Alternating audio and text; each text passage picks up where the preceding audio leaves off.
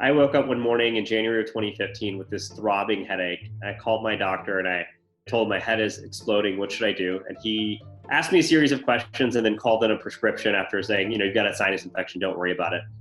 And so I put on my coat and I walked out on the snowy January day to a chain pharmacy around the corner from my house on the Lower East Side where I used to live. And everything you can think about going wrong with the pharmacy went wrong for me that day, starting with the fact that I'm walking around the store past aisles of soap and greeting cards and candy and cigarettes, and I can't find the pharmacy and finally figure out that it's in the basement, which is totally odd. And I get down to this basement and it's dark and dingy and there's 40 people in line ahead of me and my cell phone isn't working. And I end up waiting in line for an hour and I finally get to the counter and the pharmacist informs me they're out of stock of Z-Paks.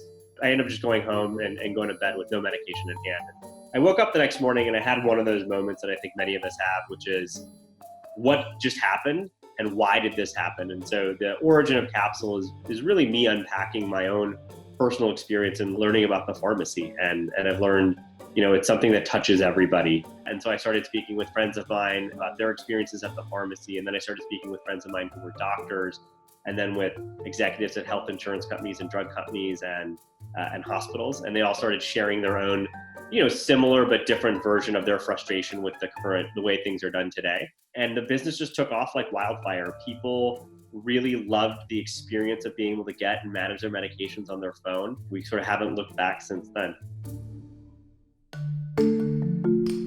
I was fascinated with how things work as a kid. And one of the things that I always wanted to be growing up was a pilot. So while I didn't live up to my childhood dream of being a pilot, I actually about 10 years ago learned how to fly and got my pilot's license, learning how the mechanics of flight work. Every time you get into a plane, you're like, wow, I'm in this tin box that's, a mile above the sky flying around.